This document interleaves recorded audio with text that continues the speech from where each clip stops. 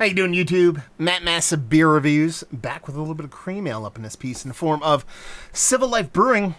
It's their cream ale. This comes courtesy of my boy Jason. He sent off a big box of Civil Life. This is the second one I'm diving into. You know what I mean? Cream ales. It's kind of one of those things. It's like, okay, I like cream ales. Send me a cream ale, I'll probably like it. But there's a flip side of that script, which is I like cream ales, so I drink a lot of them. Quite picky about them. So we'll see if this one shows and proves. But yeah, he sent me off a 5-banger from Civil Life Brewing. All their beers are super classic, so I'm pumped to dive into all of them. We'll see how this sucker plays. Go full pour in this. It's a tiny little 12-ounce can. Proper size glass. And label, it's cool. Little dude in a bowler.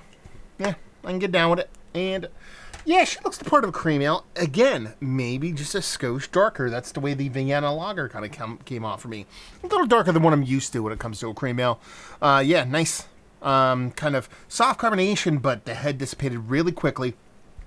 And just that kind of rich straw, a little bit darker than straw kind of color on it. So, see if we can get a nose. I mean, it has that slightly caramel, malty kind of combination that I typically get from most cream ales. Not much as far as bittering. It's really just a sweet malt forward beer. Done and done. Does it smell like a cream ale? Absolutely. Does it smell a little beefier than a cream ale? Just a skosh. There's no ABV on this, I don't think. Is there? I don't know if they put ABV on any of their beers. So we'll see what's what. So yeah, let's just dive in. Cheers. First things first. That carbonation, that head being knocked out, doesn't really translate all that much to the actual taste. There's a nice kind of slightly spritzy kind of carbonation about it. I know you don't think that can be possible based off the way this head looks, but it's definitely there.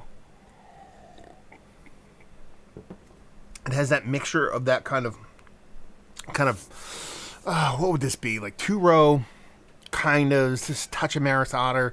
So you're getting that little bit of soft kind of caramel, a little bit of soft kind of grainy vibes off of it. There is a bittering in there, but it's just there. Just enough to kind of balance off the beer.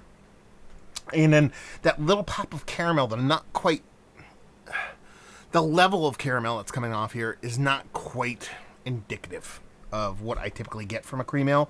But what it does is this kind of gives me a little bit kind of an extra dollop on top of a beer that I usually like.